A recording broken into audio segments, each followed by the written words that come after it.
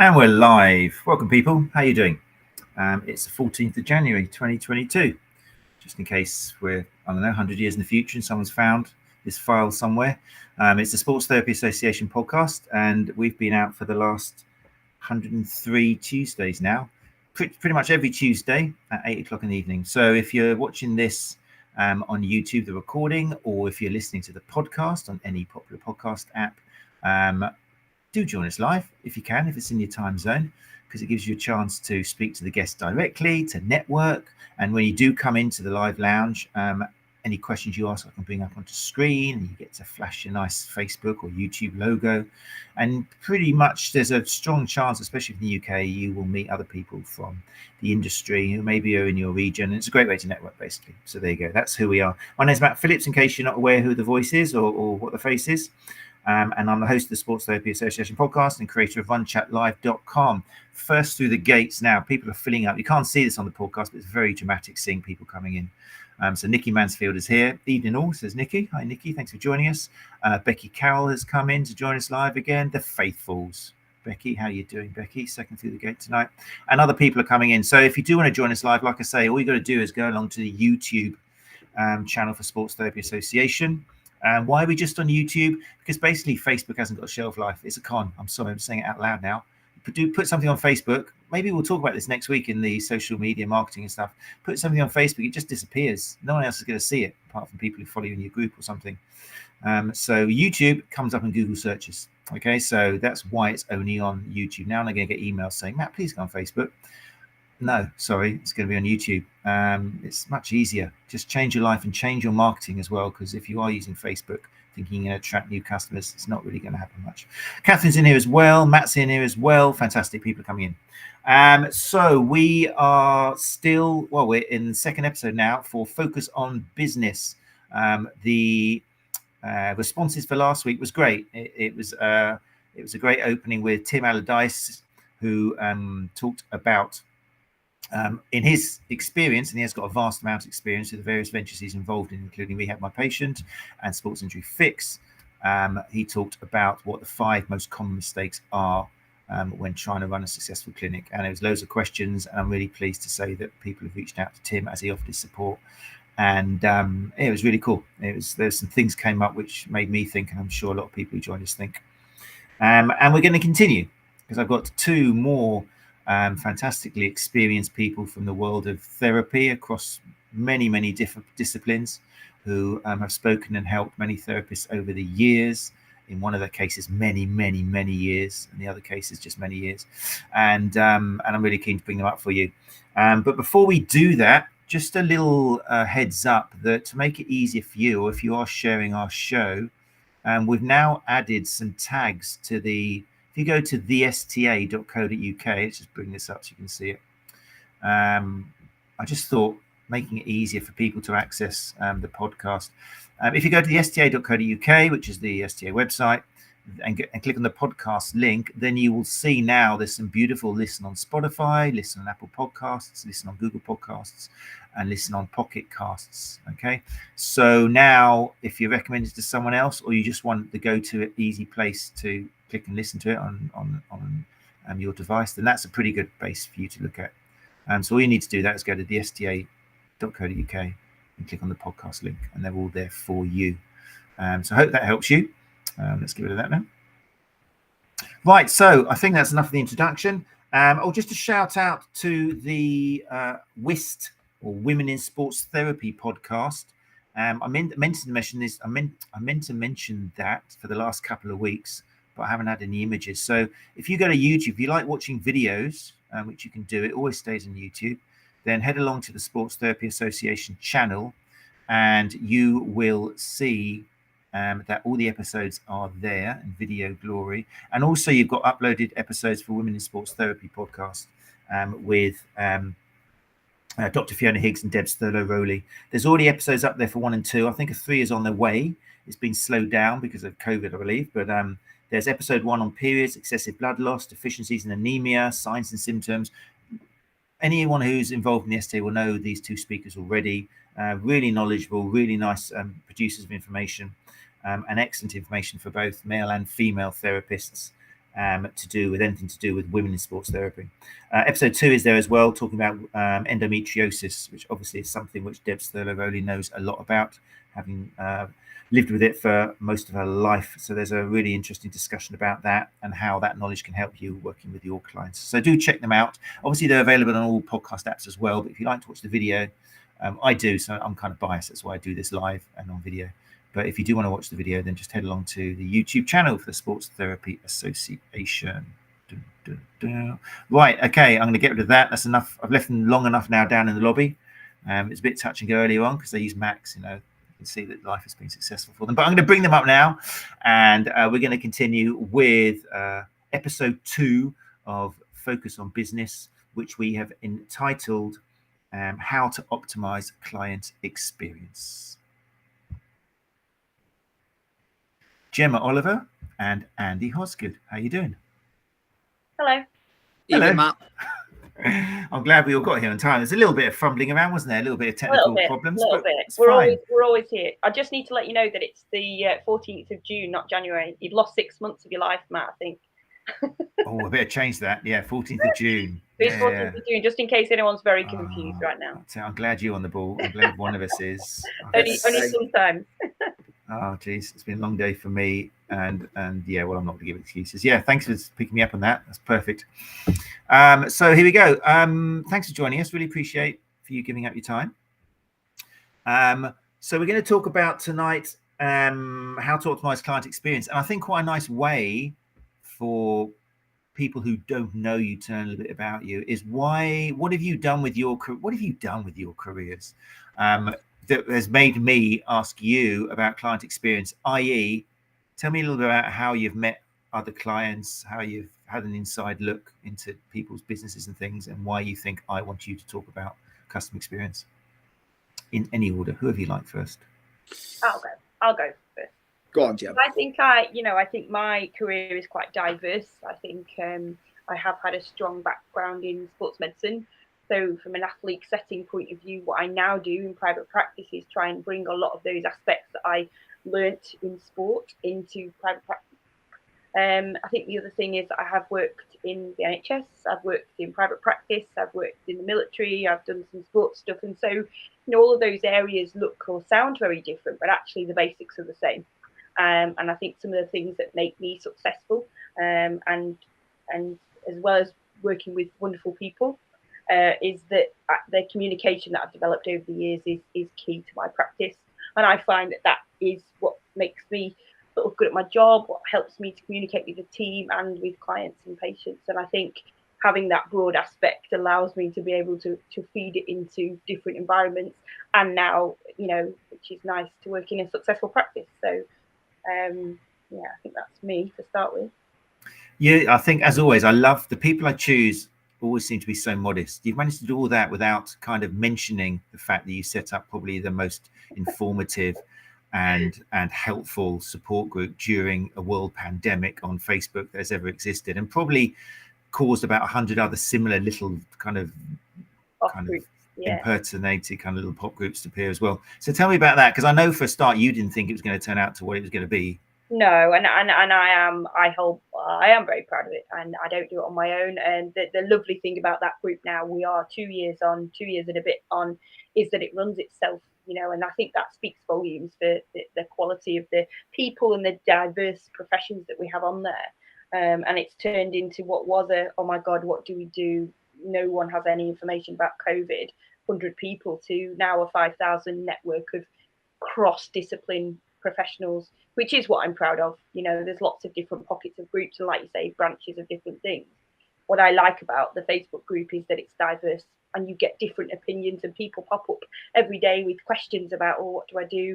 The feedback I get all the time is that they don't feel embarrassed about asking anything, and that's lovely feedback to have for a group, because sometimes it can get a bit insular.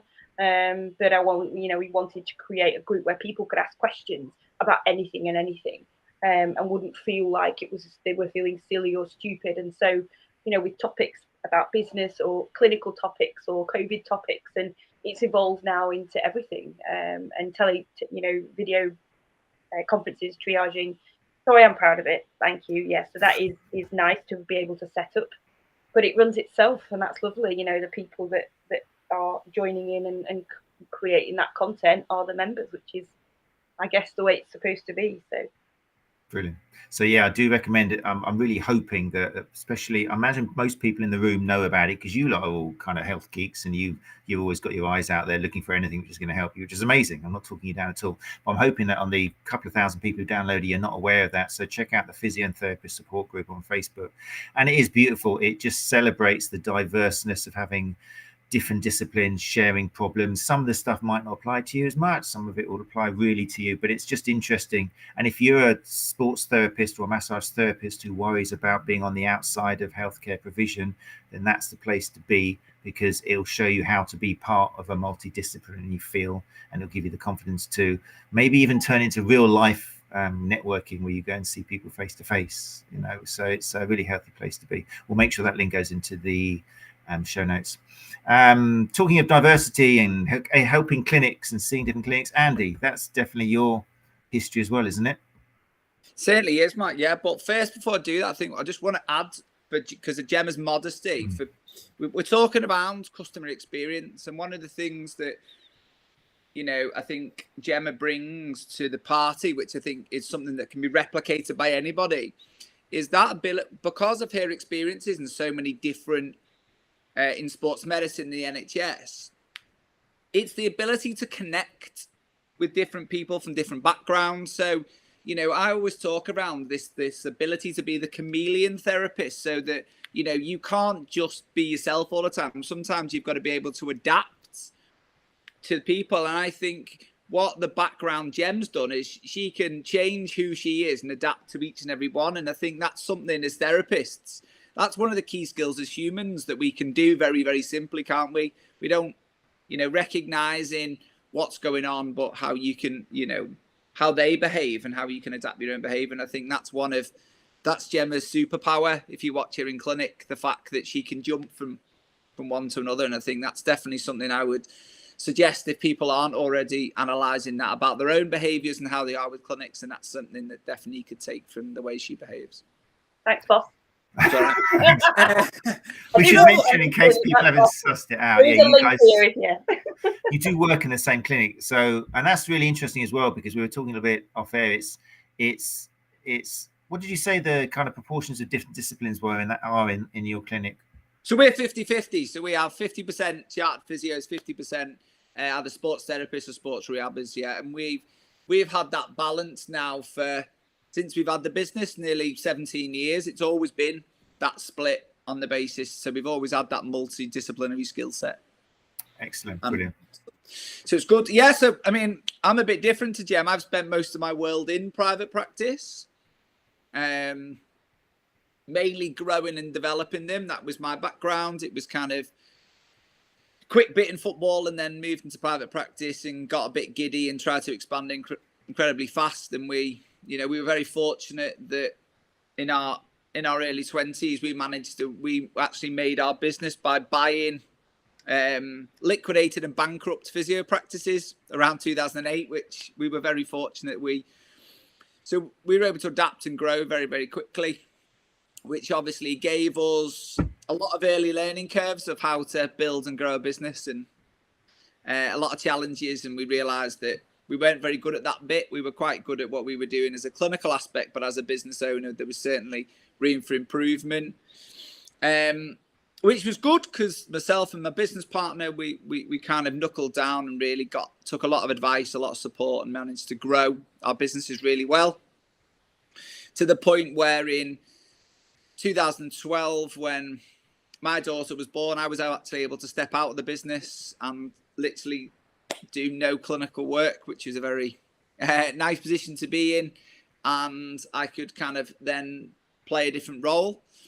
I got an opportunity, which is a very fortunate opportunity, to work for a physio education company that were trying to put their products into private practices worldwide. So, not a bad job to spend 3 years traveling the world, having conversations with private practices and how they worked in Finland and how they worked in America and Singapore and South Africa, and looking at the variabilities from the UK to America and what are the differentials and the challenges that business faced all over the world. And actually, a lot of the problems, there obviously are some differences, but a lot of the problems come back to the fundamentals. So one of the things we were able to do was really try and hone on that, which then that experience then led me to be working in the consultancy field, which is where I've kind of spent most of my current world is where I spend it now. Again, just analysing, speaking to businesses, analysing where they can improve.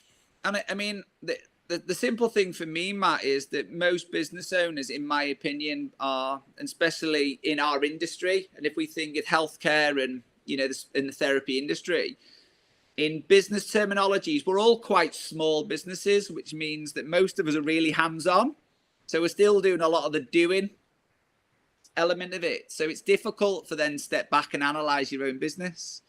So actually, you know, my job is to just take people out of their normal worlds, put them in a in a neutral ground, and just take the time to help them explore what it is about their business. Now, everyone, for me, any one of you can help your own colleagues in this, because one of the things as therapists, hopefully, we're very good at is asking good questions to understand where people are in the world and where they want to be in the world, a bit like in a consultation. And that's kind of what we, you know, in my opinion, what I've spent the last 7 years was asking businesses, where are you? Where do you want to be? And helping them facilitate that journey, you know, which is exactly what we do as a therapist, isn't it? You know, so, you know, the crossover between, and that's why I've always said, if you're a good therapist, you can create a great business, because the skill set that cross over, if you just apply the same principles in a different way, and hopefully we're going to be covering some of those today.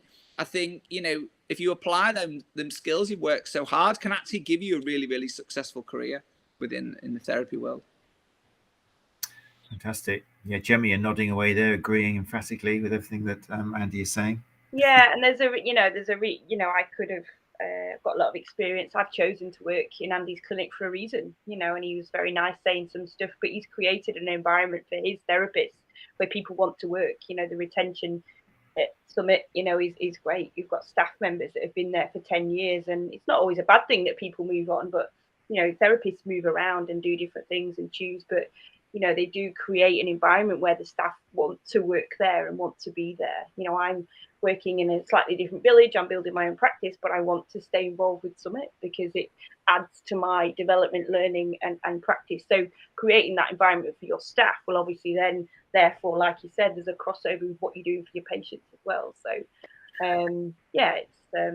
it's good. It's a nice place to work, but it's important because we've all worked in places that we maybe didn't like. So you're going to get the most out of your staff if they're comfortable and they enjoy where they work. So.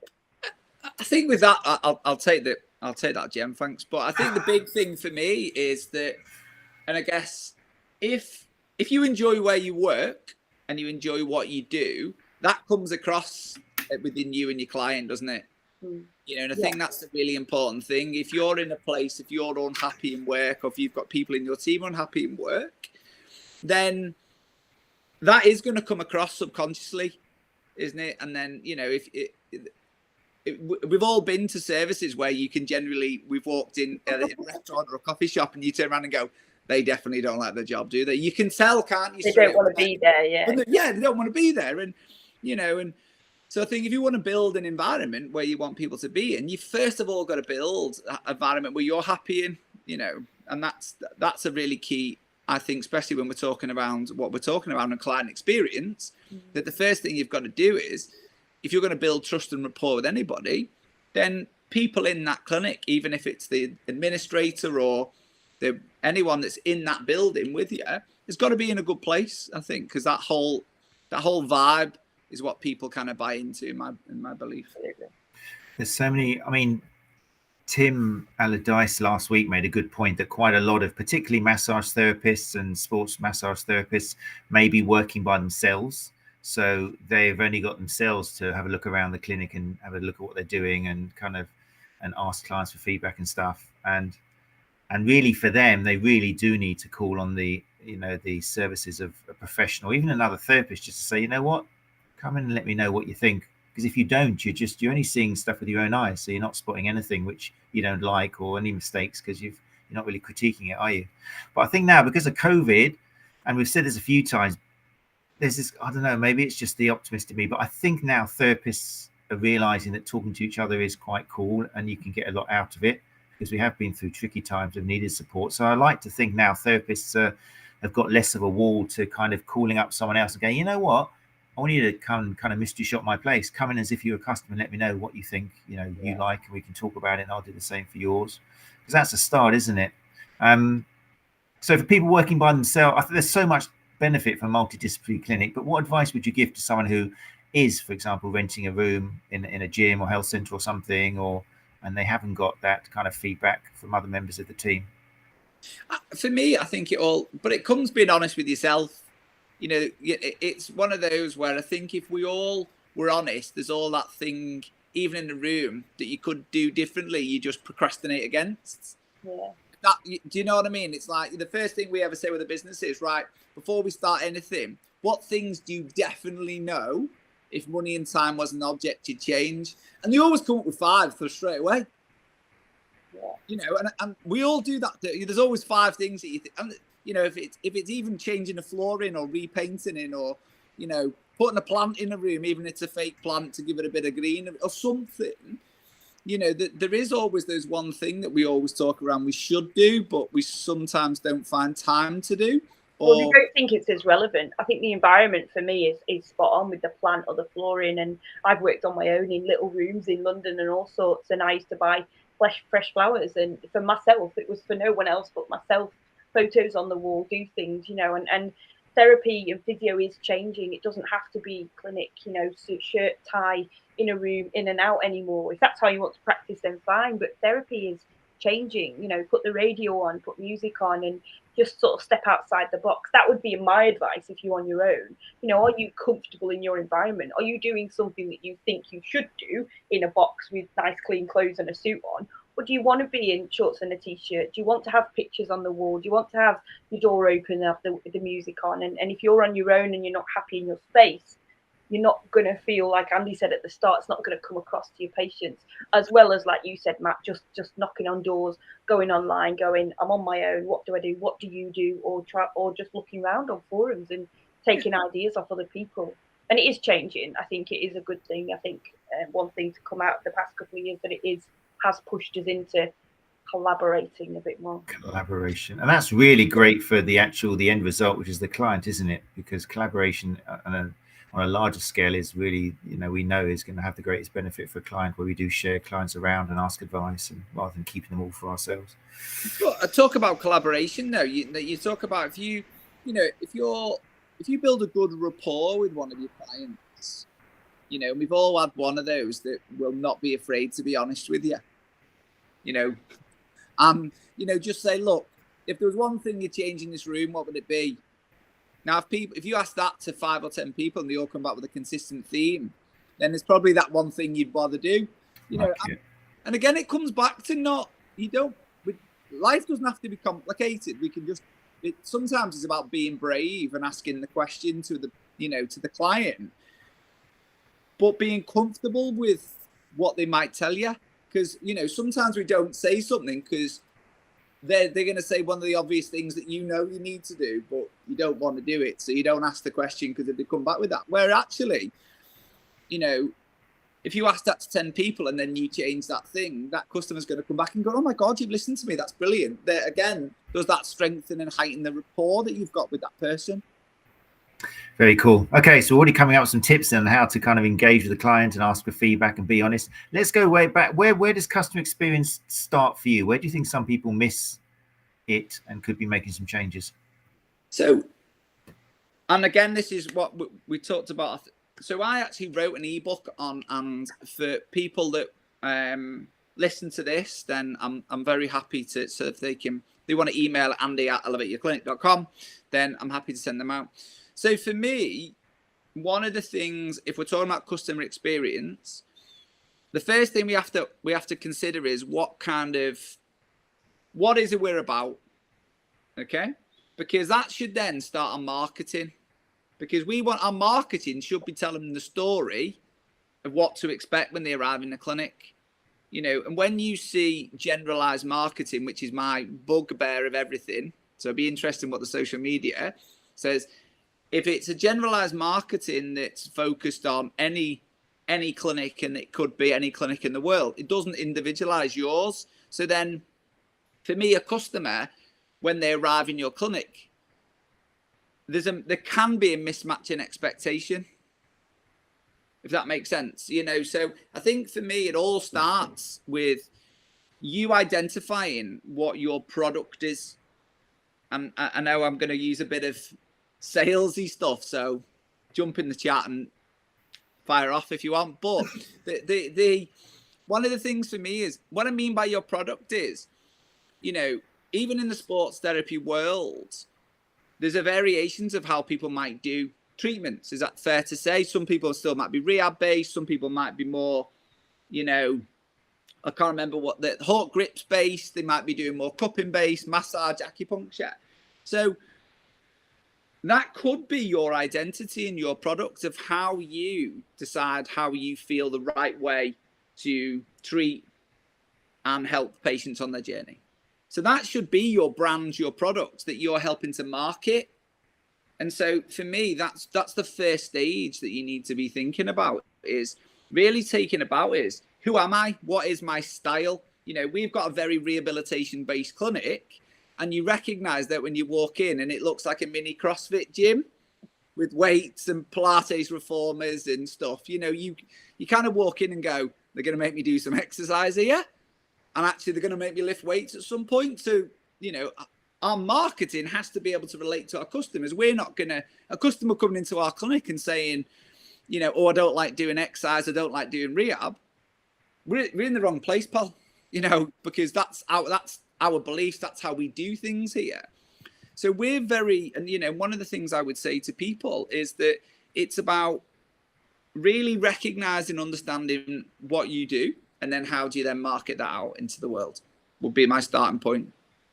I think people also respond to people. So marketing, like Andy said, has to reflect what you're about. And I think we can get very stuck in a rut as a therapy profession at thinking that it has to be all clinical. The clinical stuff is good, but we've all seen it. Patients have seen it.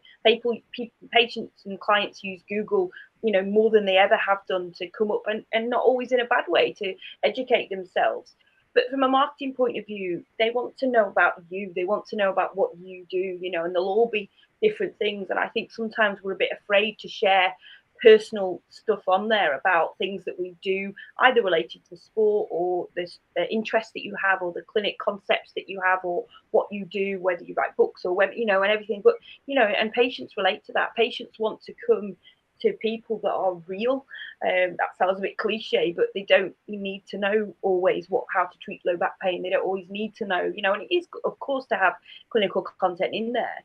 But if I was a patient, I look at the fun side of marketing and what people are doing and the characters in the clinic. And, where I've always worked, I've had the handles and done trips and done, we put some stuff up for some badminton stuff that I was doing. And, it might not be that they're actually looking and interested in badminton, but they look at a picture and see one of the therapists in Thailand and think, oh, that's a bit different, And again, not everybody would do that, but it's different. And I think sometimes we may be a bit scared. So my advice would be to push your marketing, push the boundaries, think about what else you can talk about yourselves, do a focus on team member of the day and what their likes and dislikes are, and that sort of stuff. And that will pull people in, not just about your clinical and what you do, what hours you're open. So that's great. I think, yeah, I love that. I think for that, especially if you are a single practitioner, then actually it's easier to market because you can get your personality across. Whereas you've got a team of 10, 12, 20, it's hard then to get individual personalities across, isn't it? So they always want to ring up and see a person. So I think it's not easy. That's the wrong word, but it's easier than, because what you can do is you can get your style and your personality across. And I think, and like Jem says, I think a lot of the world is people will buy from people or want to go and see people because you're almost starting to build that trust and rapport. Well, people have it with the bios. Everyone has brilliant bios with different characters, and people will look at that, with who they want to see. But why not take that into your social media? Why not take snippets of all of that fabulous stuff that people do on the bios and make it a feature of your marketing and bring people in to see your therapist, not just because they've got knee pain or back pain. That's really cool. I like the idea of when the customer comes in, there's not a surprise, there's not a letdown, because if you're really into well music and red lights and water beds and all the kind of really nice cozy stuff, then you don't want a client who's coming in who wants a bit more of a strength and conditioning thing to suddenly walk in here, and it's kind of like they're going to be freaked out. So you need to put that into your advertising the same, and vice versa. I think sometimes maybe therapists think, oh, I'll surprise them with it. And they walk in and they smell the joss stick and they open the beads up and see me standing there. This is really going to surprise them. But I don't think, you're suggesting that clients don't want a surprise. They want to know what they're going to get and they want it on the tin. It's a brand, isn't it? That's how you sell yourself. And like Andy said, ask yourself who you are and what you want to do. It's, I've done a lot of presentations before on what they call expectation matching. And, for me, when we have a business, to get a new customer, so your social media will probably talk about this, to do, there's a lot of time, effort, energy, money if you're going to be using Google ads and Facebook ads, right? And to make a video to put on YouTube, that takes you 2 hours. How many customers, how many clients could you have seen in that time? So there's a value to that. So for you to actually try and get a customer that you know is going to stay with you all the way through, you're going to get better value for money for your marketing. Or if you've done all of that, and like you've said, you get somebody that comes in, really wants a heated bed and, not talk and, get the 80 quid oil out, then they're going to be gutted, aren't they? And they're not going to stay. So you might have acquired a customer and it's taken you 5 hours of your time and they've come for one appointment and they're unhappy. Good points. Really good points. And the aim for me is when we, if we want to build a successful business, is we want everybody to not only come achieve a good outcome with us, but have an experience that they then want to go and tell their friends and family, because that's then that organic growth, isn't it? That's the way that you can build, and them telling their friends and family while they're off running or they're having a pint afterwards. You haven't paid for that. We must have about 20 families in our clinic that Andy and Adam have built over 20 years. And everybody that I see, because I see a lot of sort of Andy and Adam's clients now as well, and they say, oh, I'm a friend of Andy, I've been coming. And they all have this little battle of who's been coming to Summit the longest. And they, you treat friends and friends of this friend and that friend, and it works. And that is marketing in itself without even doing anything. And we have a lovely retention at the clinic, and even my own sort of stats are good at that. Now people come and see me, even though they're better, every 6 weeks or so for little checkups, little rehab checkups, little fine-tuning bits. They just like to touch base.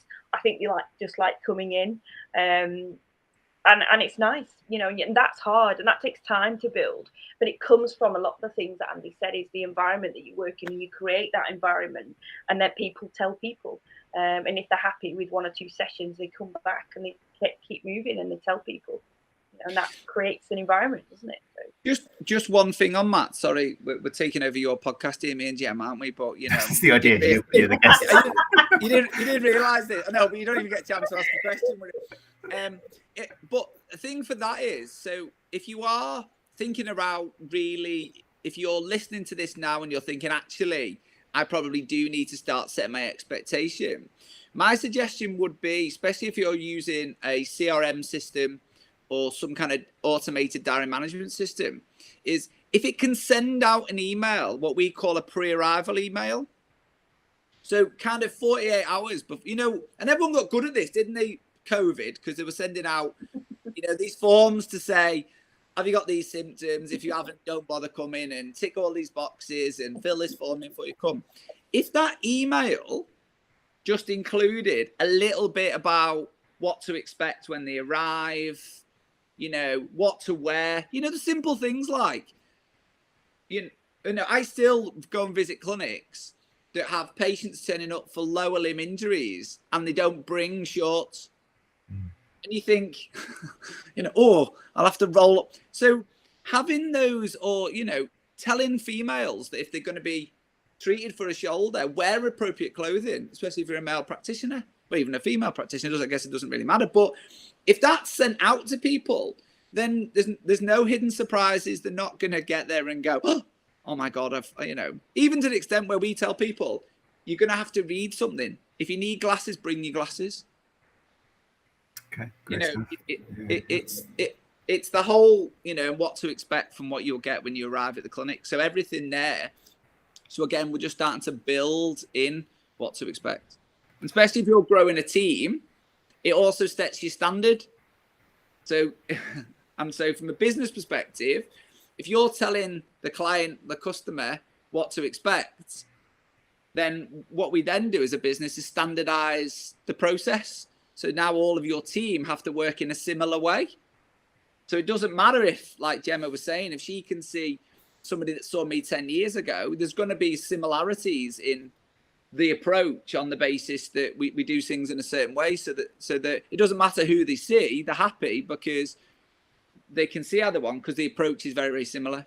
And I'm a lot nicer, I think. That's generally the feedback. That's the feedback we get. You can't standardise that. Yeah. I may be slightly too honest. Yeah. Yeah. Okay, so that's brilliant. Loads of stuff in there, all about pre-arrival, making sure expectation is what the customer wants and expects is what they see and arrive with. So, what about they're here now? They've come along. What about some gems for maybe the first consultation? Things to improve their experience, which will make them want to come back and talk favorably about you. Do you want me to go first? Yeah, tell your coat story and let's do the coat story. Okay. My coat story. Oh God, yeah. Andy does a great singing clinic, which I think is amazing. So I didn't realise I did this. So the story goes. So a few years ago, when we were expanding, we got some funding to get a marketing expert to come in and to do this, they did a patient review. So we had to ring up 100 patients and ask them if this lady could ring them up and interview them, and she would randomly do it, and she would ring. Anyway, one of the feedback was that I love coming to see Andy because when I come, he always hangs my coat up. Now, I have got a weird obsession where I have to hang things on coat hangers. So in my clinic, there's in the treatment rooms, there's coat hangers. So when someone takes the coat off, nice ones, nice wooden ones. They are nice wooden ones. Wooden ones, wow. Yeah. Oh yeah, there's no scrimping on that. But I put the coat on the coat hanger, right? And even when people try and throw it on the chair, I go, no, come on, let's look after you. And the feedback was, if he cares that much about my coat, very good. I realised straight away how much he was caring about me, and it was something that I guess I just did naturally. But actually, that story kind of then related it back, going, that first impression, if we talk about, was that, and I'll always then at the end of a session, I will always take the coat off and give it back to them, even put it on. It's one of those things, especially the shoulder injuries, you have to, don't you? But remember, we live in the Northwest, so everyone has to wear a coat. It's always cold. Yes. So it can be your umbrella as well, and of course, of course, yeah. And the other thing for that is what we've developed, and one of the things that we run in our clinic is we break a consultation down into a 3-part. So a consultation is broken down into what I would call consultation, education, and plan. Now, the consultation is simply, for me, is about understanding what it is that a client wants to achieve. So it's about understanding an outcome and then negotiating the reality of that outcome based upon your objective assessment, right? So, if someone says, I just snapped my ACL and I want to do the Ironman tomorrow, we might have to negotiate if the reality of that outcome or not, right?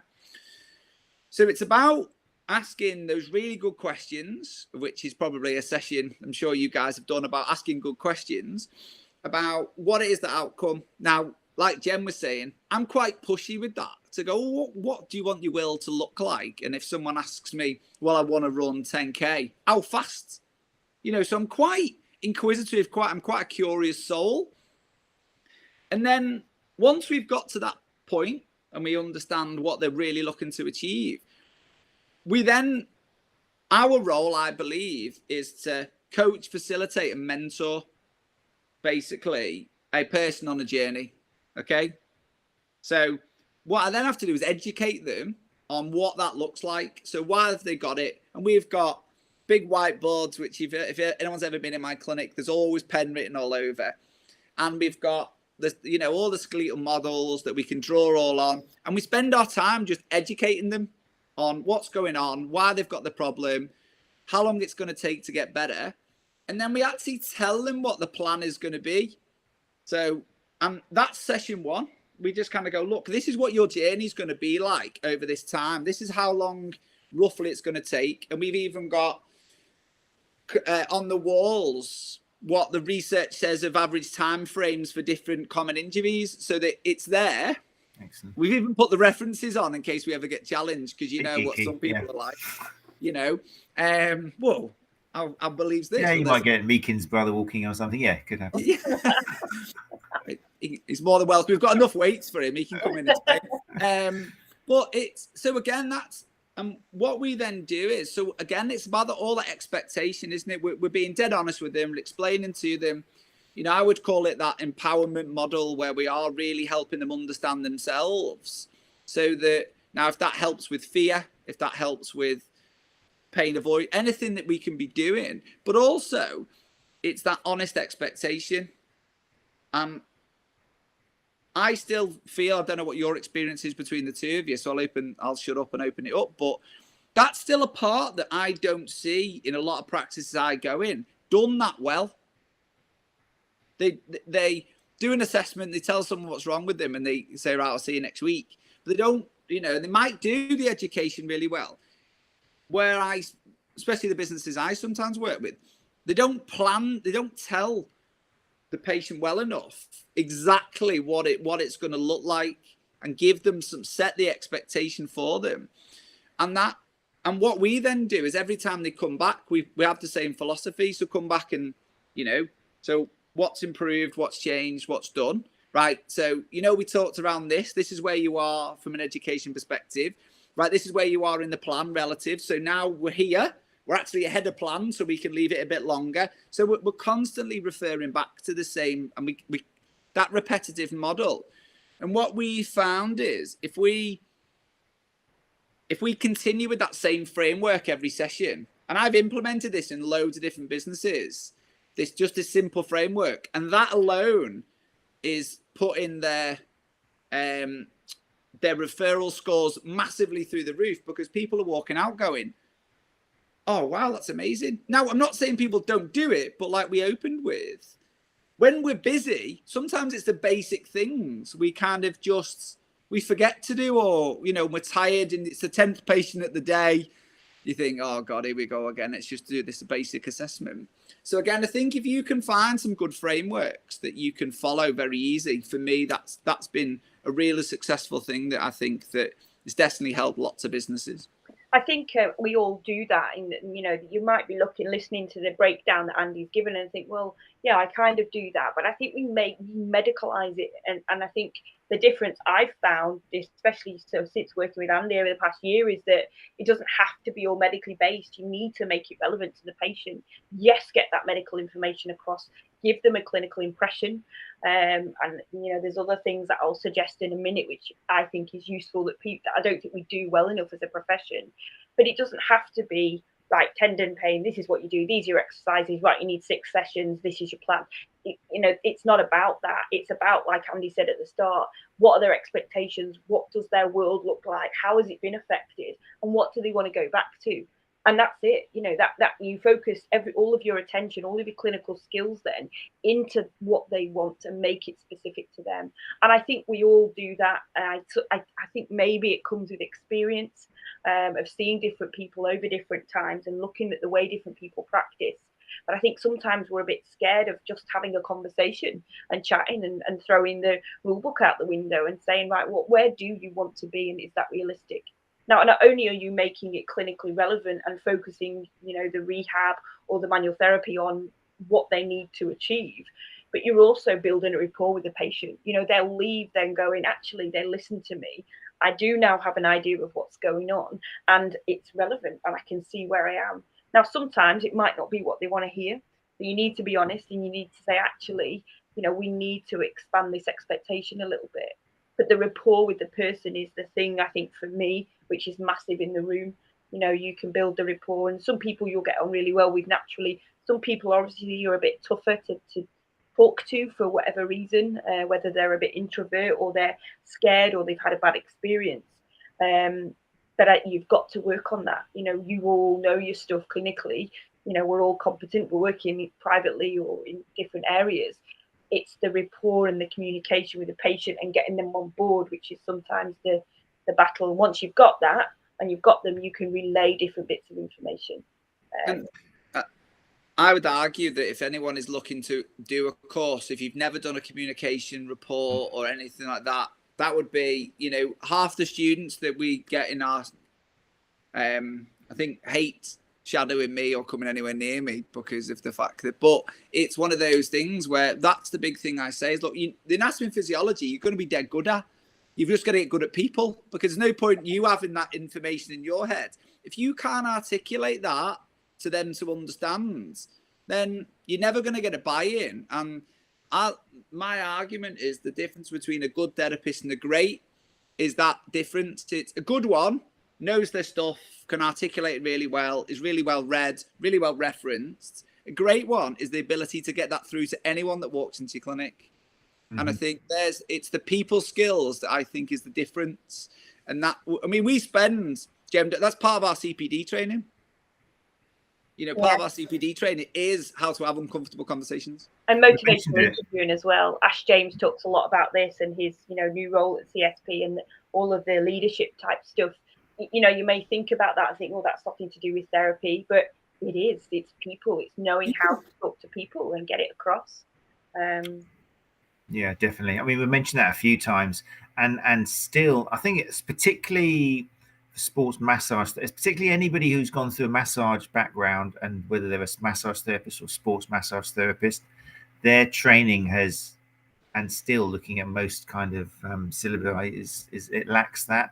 And you still hang out on Facebook in the shadows, and it's still, what CPD can I do is basically what other technique can I use with my hands? And people still haven't got the idea that let's learn something you can do with your mouth and your ears rather than just always something else to poke and rub. I combine the two, Matt. I do combine the two. I'm still a very big manual therapist. I have a 50-50 split. I treat the person in front of me and make it relevant. It always has a big rehab emphasis.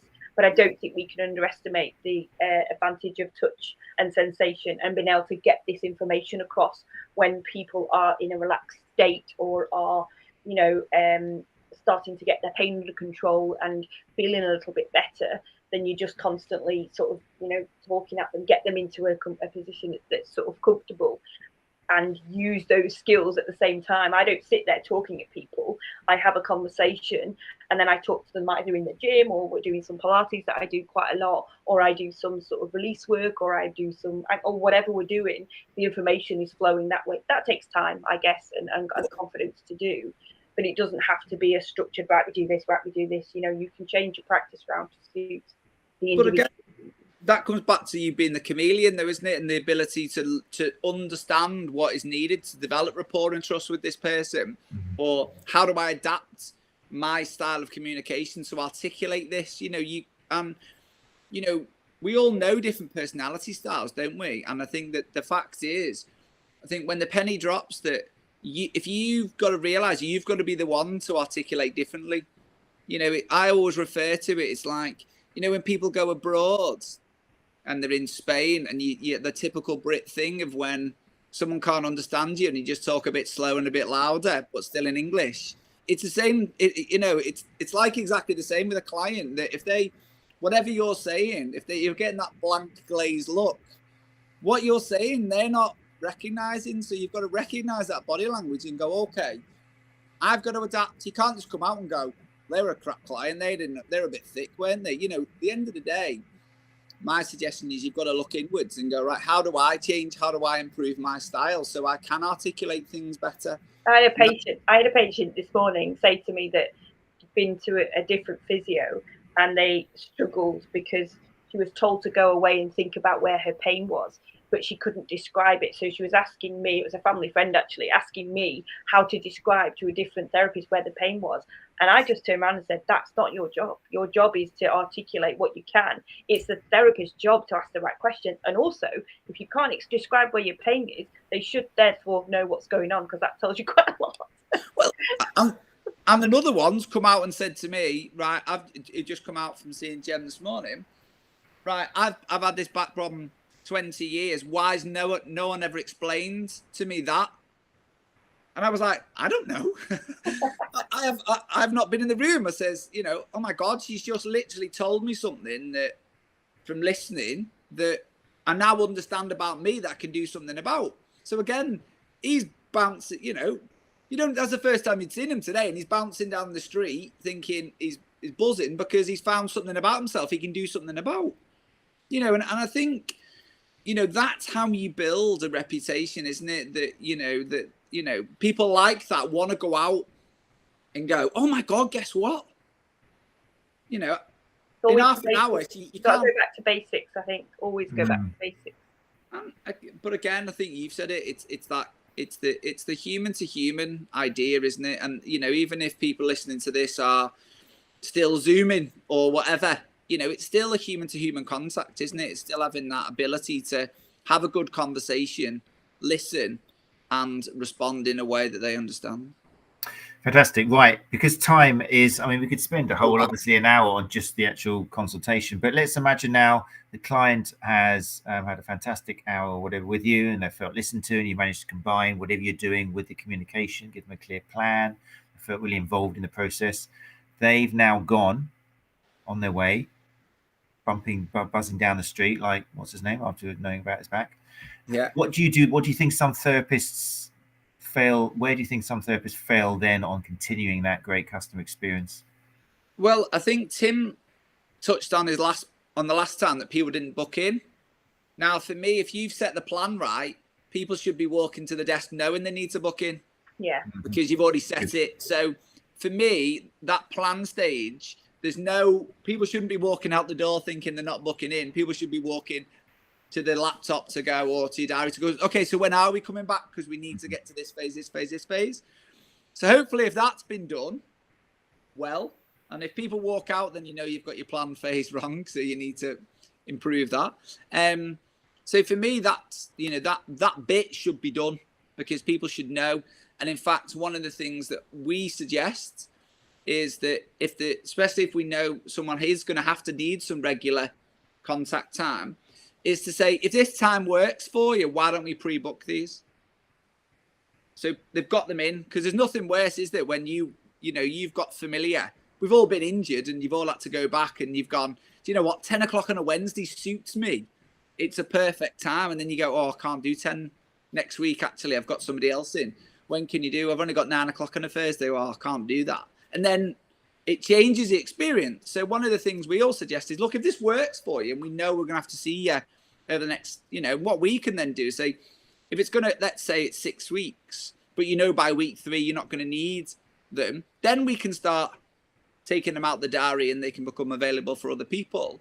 But one of the things for us is that's something I would suggest most people do, because the client then knows they can keep that appointment free in their diary and it doesn't get mixed up, so they can get optimal care.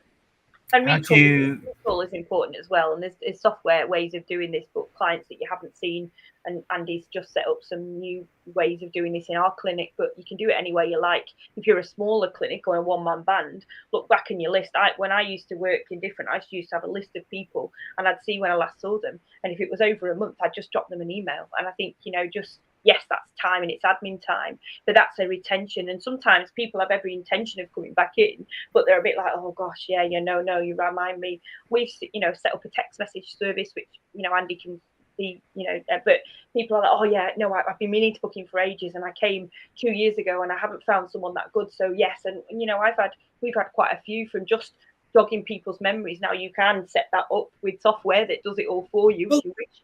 Or you can do it. Mentioned it last time, didn't he? Yeah. So ours is fully automated. So within 24 hours of you having your first initial appointment, it actually sends you a text message to say, tell us about your experience.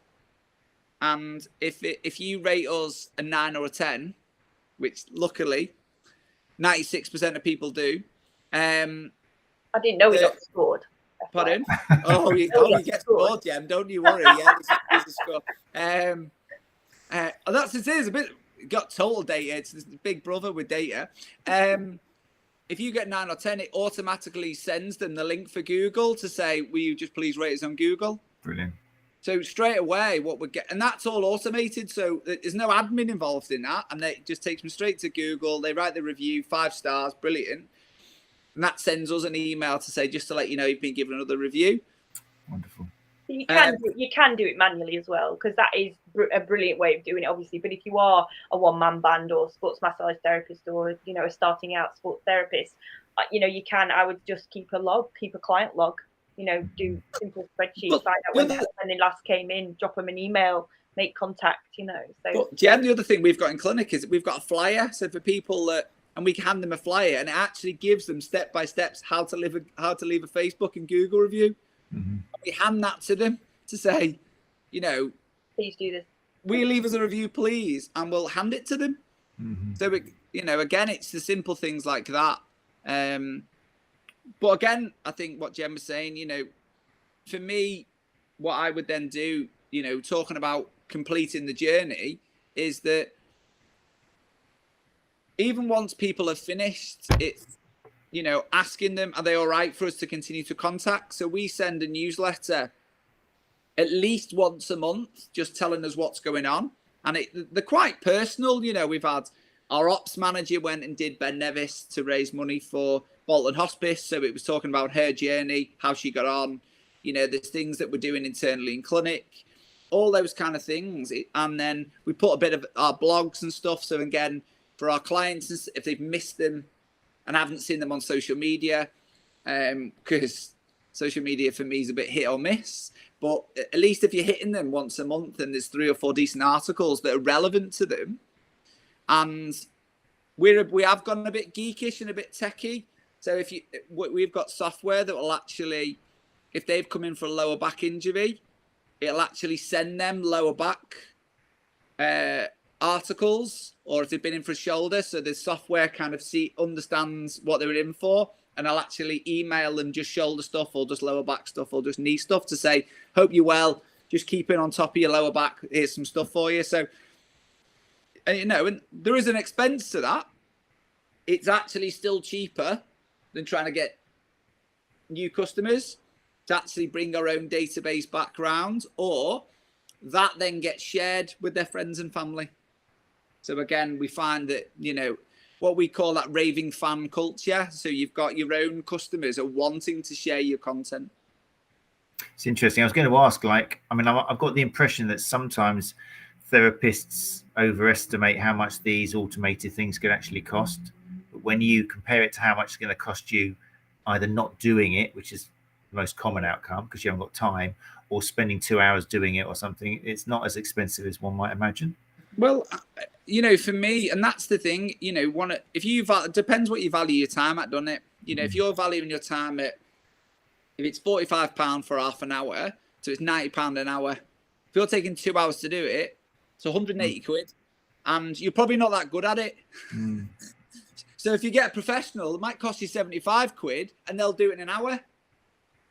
So, what could you be doing with 2 hours of your time? Well, you could be painting the wall or going to buy a plant from IKEA, exactly. to make sure that your top 5's done as well. So, or sleep, or go on a communication course, or, Nicely brought back round. I like it. It's good. We've done the whole circle. And we could have easily have stayed for longer on any of those different steps. Quite a lot of what we've mentioned, did you say, is in that ebook? Yeah, the link there, yeah. So I'm very happy to share that with anyone. So excellent. Andy's brain in a book. That's what it is. It's what? Sorry. Andy's brain in a book. That's what it is. Oh God, that's the scary thought, isn't it? But yeah, that's not marketing. That is it very well. Yeah. Again, it's just how I see the world and what we should be considering and what we should be thinking about, and put in some really simple and easy formats. Yeah. I think the biggest take home, which I've heard from you guys, from Tim as well, is, again, it depends so much if you're by yourself, if you're with a team, what kind of product you're giving. It's all very individual, isn't it? And sometimes you need to ask a professional to have a look at your business and come up with these ideas, because there's not a quick fix. There's not one kind of rules 1 to 10 which is going to suit everybody's business, is there? It's very much an individual thing. And you've got to step out the comfort zone a bit, haven't you, as well? I think these things are a bit scary. We all get a bit insular and we want to improve, but we get very comfy. It doesn't have to be scary. You know, people like Andy and a few others that are very successful at this are very approachable. And it could be just 1 or 2 things, doesn't have to cost you the earth, but it might be 1 or 2 things you take away that makes a huge difference. So I think we need to start thinking outside a little bit, especially if you want to expand your practice. Mm-hmm. The feedback was interesting. We've mentioned a few. I was going to put a question in, but we're running out of time. But you've mentioned the Google is a great way of getting feedback and also helping that feedback, produce more business as well. So kind of 2 birds with 1 stone. There was a question here. So I've missed a few questions, people. I was just listening to these 2. Obviously, you'll understand. But Becky was saying, going back a little bit to when we were talking about premises, Becky Carroll says, I changed location last year due to COVID. I set up an online survey, which I sent to my clients to get feedback on the new premises. It was really useful. So that's can be a taste thing, can't it? So you might think it's beautiful, but if the majority, like you say, Andy, if 10 people say, I'm not quite sure about, that and that, you might have to bite the bullet and go, right, I like it, but no one else seems to like it. So yeah, I've always said some of your strongest critics will be your best customers, aren't they? Because that you built that trust, so they'll be honest with you. One of the things that most people ask for feedback is people go, yeah, it was lovely. Just like when you go for a restaurant, even when you're unhappy with it, it's that classic thing, in it, where you go, that's a bit cold, and they come over and go, how was your meal? Yeah, perfect, thanks very much. And then you start moaning to your mates again, order another bottle of wine, even though the service is poor. So you don't. Sometimes it's hard. So we've all got those customers that we know will be blunt if we ask him, and it's just being brave enough to ask. I still do. I still ask them about, right, just do us a favour, what would you change? Well, I wouldn't have that. Right, cool. So you're always looking all the time to improve, aren't you? I've got one last question from Nikki, which I would love, if you're okay for time, to get your thoughts on. I'll put it up on the screen. If you listen to the podcast, and basically what I'm doing is just bringing up the question onto the screen. And Nikki's logo appears there. And Nikki Mansfield says, is there something to be said for doing an exercise where you scope out your ideal client, not just injury types or MSK dysfunctions, but personality, etc., too, and shape your marketing around that? I think yes. Catherine Spencer-Smith, I don't know if you know the Clinic Ninja, what's her tag, what's her company called? She does lots of stuff on being a avatar, and maybe that's switching it round, but an avatar yourself and what you like to treat. So turning that in its head. And we did an exercise in a clinic I used to work at with Rita McDonald in London, where we had to tell her what we like to treat. And I was lucky, again, we lived in a big team, so people could go, actually, I've got might see that person, or might see that person, but that had personalities in it as well. I absolutely think that is a great exercise, and there's various number of people that can do that. But Catherine Spencer-Smith, definitely, I would look at some of the work that she's done and some of the writing she's done on that, because she is all about expanding yourself outside of a clinical model and looking at how you can attract certain patients, or you can treat certain patients depending on what you want to do and what you like to do. So yeah, and just to add to that, I've seen some of that she has got some really good stuff. The addition to that is I saw a model where they explained it as, like an archery circle. So if you aim for the bullseye, then you are going to get periphery people, aren't you? So if you're looking for a 45-year-old female that likes to run 5Ks and has got 2 kids, for example, and it's called Barbara, then, and it looks like this and has a picture, and that's stuck in it. You might not want to stick it on an Archie's board because you might get done for that. But what I'm saying is, but imagine if that's your target audience. Well, then you're also going to pick up other 45-year-old women that might not be runners, or you might pick up other runners that aren't 45-year-old women. But you're going to get the peripheries, aren't you? Whereas if you just aim randomly peripherally, you can get a lot of misses. So I've always thought that, if you can be quite specific in how you market, but plan on different traits, so you're after the women, or you're after the knee, or after the runner, but it's all aimed at the one thing, then you are going to pick up all the other So you get picking up different personalities, but of similarities, if that makes sense. Pretty exhaustive answers there, Nikki. I'm impressed. Well, I'm impressed at you too.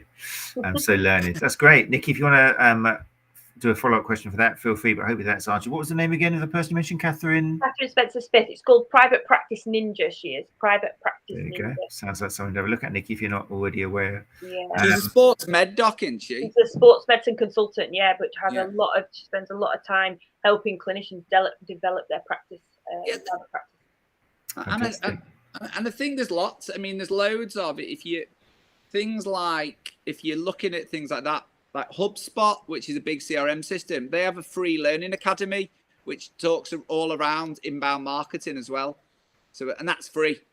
So you can, they've got loads of resources that you can just tap into, and they have like a whole learning academy. So if you're looking to do things like that, you can check those out. Brilliant. I'll make sure they go into the show notes as well. Well, look, guys, it's already 8 minutes past 9. I've kept you past your bedtimes 8 minutes. Apologies for that. But excellent. Great advice in there. As always, people, if you want the conversation to continue, then feel free to use the YouTube place. Might be a good place to go to put some comments in, some questions. It doesn't have to stop here just because the episode's over. And if you want to get in contact with our guests, where are you most prolific these days? If people want to follow you and see what you're up to, which of the social media sites are you more likely to? Yeah, mine's probably just a Facebook group. I'm actually having a bit of a break, just not for any negative reason, just to have a bit of a refresher. We talked about it just, didn't we, before the air? I just felt like the pandemic, everything was very online. I think just taking a bit of a break from online stuff. But yeah, please, Facebook group, can find me in there. We'll put that link up. That's where I'll be. Facebook group, fantastic physio and therapist support group. And for you, Andy, people want to see what you're up to? Andy at elevateyourclinic.com. Just drop me an email. Happy to have some virtual coffees. I can send you my virtual coffee link and we can have coffees. And if you're in the Northwest, then we can even meet for coffee. How about that? Lovely. And Andy, and interestingly, that's how Andy and I's relationship started. We met through doing webinars with Jack and a few other people, and then started to discuss some other sort of business opportunities. And then realised we lived closer. I wanted some work, and the rest is history. And now he can't get rid of me. So yes, you never know where your networking will go. So excellent. Right then, if you two can hang around just for another minute when I shut the live lounge, because I'd just like to say thank you personally. And people, thanks so much for joining us, especially if you joined us live. It's always lovely to see live people joining us. It's great. I know it's so many other things you could be doing on a Tuesday night at 8 o'clock.